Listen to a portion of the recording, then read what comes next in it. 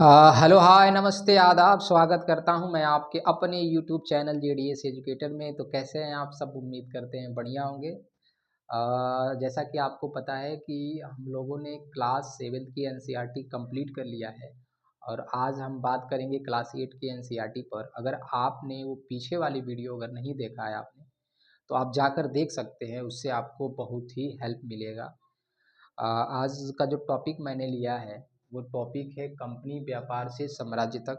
आज जो टॉपिक है वो क्लास 8 की एनसीईआरटी का टॉपिक है, क्योंकि हम एनसीईआरटी ही डिस्कस कर रहे हैं। आपको पता है कि आपके सीटेट एग्ज़ाम में क्लास 6 से 8 की एनसीईआरटी में जियोग्राफी, हिस्ट्री और पॉलिटी से पूछे जाते हैं। तो हम इस पर बात करेंगे और देखेंगे समझेंगे कि कैसे क्वेश्चंस आपको देखने को मिलते हैं।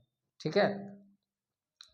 तो 1498 ईस्वी की बात है कि 1498 ईस्वी में पुर्तगाल का एक व्यापारी जिसका नाम था वास्को डी गामा, वह भारत तक पहुंचने के लिए उसने समुद्री मार्ग की खोज की और भारत के कालीकट यानी कि केरल राज्य में वो पहुंचता है।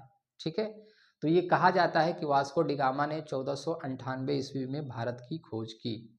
किसकी खोज की? भारत की खोज की। तो क्या मैं आपसे एक प्रश्न पूछूं कि 1498 से पहले क्या यूरोप और भारत के बीच व्यापार नहीं होता था? तब भी तो व्यापार होता था। एंशियंट टाइम में आपने पढ़ा था, तभी क्या होता था? व्यापार होता था।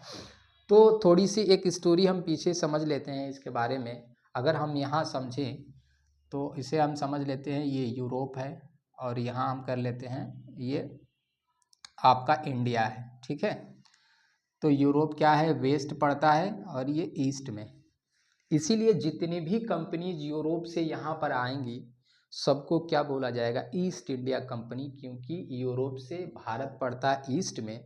तो मैं ईस्ट कहने का मतलब है कि भारत। तो जितनी भी कंपनीज यहाँ पे आएंगी, ठीक है, पुर्तगाली, डच, उसके बाद से अंग्रेज, फ्रांसीसी, सारी क्या होंगी? ईस्ट इंडिया कंपनी होंगी। तो हम यहाँ अगर बात करें तो आपको पता है कि इस रूट में एक जगह था जिसको टर्किश यानी टर्किश लोग रूल करते थे। तुर्की था यहाँ पर। ठीक है। तुर्की था। तुर्की ने क्या किया कि 1453 ईस्वी में इस रूट पर कंट्रोल कर लिया। अब जब इस रूट पर कंट्रोल कर लिया तो भारत और यूरोप के बीच का जो व्यापार था वो रुक गया। अब यूरोप के पास दो ही रास्ते बचते हैं कि हमें अगर भारत में व्यापार करना है तो पहला या तो हमें क्या होगा? इन लोगों से लड़ना होगा, और दूसरा नहीं तो क्या करना होगा? कोई दूसरा रास्ता खोजना होगा। तो आप देखोगे यहाँ कि जो राजा थे, यहाँ दो कंट्रीज की बात करें, अगर स्पेन और हम पुर्तगाल की बात करें, तो आप देखोगे कि 1492 ईस्वी में क्रिस्टोफर कोलंबस क्या करता है? भारत की खोज करने के लिए निकलता है। लेकिन वो अपनी जो यात्रा है वो पश्चिम से स्टार्ट करता है। ठीक है। पश्चिम से स्टार्ट करता है और पश्चिम से स्टार्ट करता है। जब आगे बढ़ता है तो वो पहुंच जाता है वेस्ट इंडीज़। कहाँ पहुंचता है? West Indies. ठीक है। तो वहाँ के जो लोग उसे दिखाई देते हैं वो गोरे गोरे दिखाई देते हैं, इसीलिए वो क्या बोलता है? उनको रेड इंडियन बोलता है। और इसी तरह वो आगे पहुंचते हुए अमेरिका पहुंचता है। और इसे कहा जाता है कि क्रिस्टोफर कोलंबस ने 1498 ईस्वी में क्या किया था? कोलंबस ने क्या किया था? 1492 ईस्वी में अमेरिका की खोज की थी। उसके बाद, ठीक है, उसके बाद फिर इधर भारत की खोज करने के लिए कौन निकलता है? Vasco da Gama. और Vasco da Gama Africa continent से, यानी अफ्रीका कंटिनेंट का जो ये पिक है नीचे वाला, यानी इसे क्या कहा जाता था? केप ऑफ गुड कहा जाता। इस तरीके से होते हुए, इस रास्ते से होते हुए, ठीक है, वो कहाँ पहुँचता है? केरल के कालीकट स्थान पर पहुँचता है। ठीक है। वहाँ पे ऐसी कहानी है कि जुमोरी नाम का राजा वहाँ पे था, वो वास्को डी गामा का स्वागत करता है।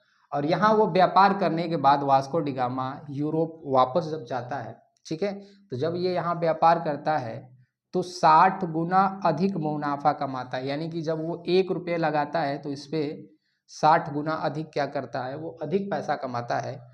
और वापस लौटकर जब जाता है यूरोप में, तो आप एक बात बताइए कि यहाँ पर और भी जो लोग होंगे, क्या वो भारत में व्यापार करने के लिए छोटी छोटी मतलब कंपनीज बनाकर भारत में आएंगे कि नहीं आएंगे? तो बिल्कुल आएंगे। तो ठीक है। तो अगर हम कहें कि यूरोप से भारत में आने वाला जो पहला व्यापारी था वो कौन था, तो वास्को डिगामा था। तो ये हमने समझा। तो इससे जो पॉइंट बनते हैं उसे हम देख लेते हैं। यानी कि 1498 ईस्वी में पुर्तगाल, यानी कि वास्को डिगामा कहाँ से था, पुर्तगाल से था। भारत तक पहुंचने के लिए समुद्री मार्ग की खोज की थी, इस बात को याद रखेंगे। उसने क्या किया था, समुद्री मार्ग की खोज किया, ठीक है। और भारत के कालीकट यानी केरल नामक स्थान पर वो पहुंचा, ठीक।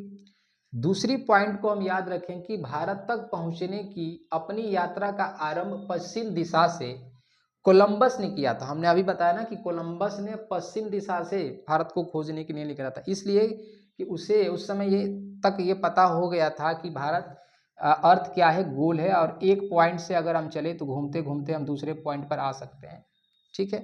अब बीचों बीच समुंदर है तो ये पता नहीं चल पा रहा है, ठीक है। तो उसने अपनी यात्रा, कोलंबस ने अपनी जो यात्रा है वो पश्चिम दिशा से स्टार्ट करता है और वो क्या कर देता है, अमेरिका की खोज करता है, ठीक है। ये बात आप समझ पाए होंगे। फिर आगे समझते हैं कि जो यूरोपीय व्यापारी भारत तक, ठीक है, भारत तक कपड़े और मसालों के व्यापार के लिए ही आए। भाई यहाँ पे आने का उनका एक ही उद्देश्य था। क्या उद्देश्य था, यहाँ पर व्यापार करना, कपड़े और मसालों का व्यापार करना, ठीक है। तो पुर्तगालियों के बाद जो अन्य कंपनियां, तो सबसे पहली जो यूरोपीय कंपनी यहाँ पर आई थी वो कौन थे, तो पुर्तगाली थे। तो पुर्तगालियों के बाद भी जो और कंपनियां आएंगी, मैंने अभी बताया आपको कि वो मुनाफा जब कमाएगा वहाँ पर और लेकर जाएगा वापस, तो वहाँ के लोगों को भी लगेगा ना या कि हमें भी व्यापार करना चाहिए। तो वहाँ के जो राजा होंगे या और भी जो लोग होंगे यूरोप में, वो क्या करेंगे, ऐसी कंपनीज बनाकर भारत में व्यापार करने के लिए आएंगे। तो ठीक है, तो आगे देखते हैं। यानी कि भारत में यूरोपीय कंपनियों की आगमन की बात करें कि कौन कौन सी यूरोपीय कंपनियां भारत में व्यापार करने के लिए आई, तो उसमें आने वाले थे पुर्तगाली, डच, अंग्रेज और फ्रांसीसी, जिसको हम याद रख सकते हैं इसको पी, यानी कि पी फॉर पुर्तगाली, D for Dutch, E for English, ठीक है, और एफ फॉर फ्रांसीसी, PDFE। तो भारत में आने वाली यूरोपीय कंपनियों का जो क्रम अगर पूछ दे तो पुर्तगाली, डच, अंग्रेज और फ्रांसीसी, ठीक है। अब एक चीज हम याद रखेंगे, इनके आने का जो उद्देश्य आपको पता ही है क्या था। इनके आने का उद्देश्य था व्यापार करना और अधिक से अधिक लाभ कमाना। अब एक बात बताइए कि ये जो कंपनियां इसमें आ रही हैं, तो बताइए कि मार्केट में क्या, बाजार में, व्यापार में कंपटीशन होगा कि नहीं होगा। तो इसमें कोई एक तो ऐसी कंपनी होगी जो ये सोचेगी कि हमें इन तीनों को बीट करना होगा, अगर हमें आगे निकलना है तो इन तीनों को बीट करना होगा। तो दूरदृष्टि सोच वाले इसमें अंग्रेज ही थे। क्या करेंगे आगे समझते हैं, ठीक है। तो यानी कि कंपनियों का एक ही मोटिव था कि अधिक से अधिक लाभ कमाना, ठीक है। यानी अधिक से अधिक लाभ कमाने के लिए अंग्रेज क्या करेंगे, अंग्रेजों ने व्यापारिक प्रतिद्वंद्विता को समाप्त कर दिया, ठीक है। उन्होंने क्या किया, व्यापारिक प्रतिद्वंद्विता को वो समाप्त करेंगे और अंग्रेजों ने भारतीय प्रजाओं से टैक्स में छूट प्राप्त कर ली। अगर कोई कंपनी भारत में आ रही है तो भारत में तो राजा थे उस समय, तो यहाँ पे वो व्यापार करने के लिए क्या करना होगा, राजा को टैक्स देना होगा। और उन्होंने क्या किया, अंग्रेजों ने राजाओं से, जो भारतीय राजा थे वो क्या करेंगे, उससे टैक्स फ्री करवा लेंगे, ठीक है। ठीक, पॉइंट यहाँ समझ लेते हैं कि 1600 AD में इंग्लैंड की महारानी एलिजाबेथ प्रथम ने अंग्रेजी ईस्ट इंडिया कंपनी को एक चार्टर द्वारा घोषणा पत्र यानी पूर्व के साथ, यानी भारत के साथ व्यापार के लिए क्या कर दिया, अनुमति दी, यानी एकाधिकार दिया, ठीक है। एकाधिकार से हम इस बात को समझ सकते हैं कि इंग्लैंड से आने वाली एक ही कंपनी होगी, यानी कि इंग्लैंड से भारत में जो व्यापार करने के लिए सिर्फ एक ही कंपनी को अधिकार मिला था, उसे हम क्या बोलते हैं, एकाधिकार बोलते हैं, ठीक है। इसका अर्थ होता है कि इंग्लैंड से कोई अन्य कंपनी भारत के साथ व्यापार नहीं करेगी, ठीक है। तो ये बात हम समझ पाए। फिर आगे देखते हैं, जो यूरोपीय व्यापारी अधिकारियों को, अब जो यूरोपीय व्यापारी यहाँ पर भारत में आए तो अपने साथ में सामान भी तो लेके आए, रहने के लिए जगह भी तो चाहिए। तो उनको क्या कहा जाता था, तो यूरोपीय व्यापारी अधिकारियों को फैक्टर कहा जाता था। क्या कहा जाता था, फैक्टर कहा जाता था। और और उनके जो काम करने का जो स्थान था उसे फैक्ट्री कहा जाता था। क्या कहा जाता था? फैक्ट्री कहा जाता था। उसके बाद बंगाल में पहली अंग्रेज फैक्ट्री, तो ये जो फैक्ट्री अपनी लगाएंगे बंगाल में, तो सबसे पहली फैक्ट्री इन्होंने 1651 एडी में हुगली नदी के किनारे इन्होंने अपनी क्या लगाई? फैक्ट्री लगाई। तो ये प्रश्न बन सकता है कि अंग्रेजों ने सबसे पहली फैक्ट्री कहाँ लगाई? तो बंगाल में उन्होंने हुगली नदी के किनारे 1651 एडी में उन्होंने क्या किया? अपनी पहली फैक्ट्री लगाई।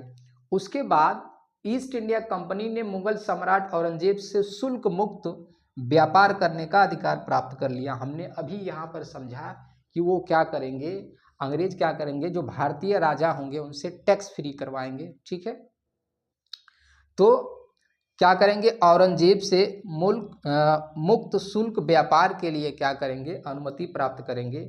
और 17वीं सदी के अंत तक ईस्ट इंडिया कंपनी ने भारत में 3 केंद्र स्थापित कर लिए। 17वीं सदी तक ईस्ट इंडिया कंपनी ने कितने? 3 केंद्र स्थापित करेंगे और इन्हें ही प्रेसिडेंसी कहा जाता है। और वो प्रेसिडेंसी कौन कौन सा था? तो मद्रास था, बॉम्बे और बंगाल था।